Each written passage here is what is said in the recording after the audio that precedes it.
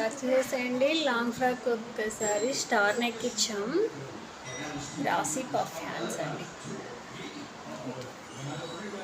మంచిగా రాసి puff hands అండి. ఎలిఫెంట్ సూపర్ వచ్చింది ఇక్కడ.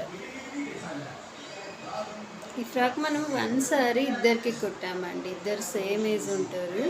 సో అందుకే ఒకరికి ఇక్కడ పళ్ళు పాటు వేయాల్సి వచ్చింది.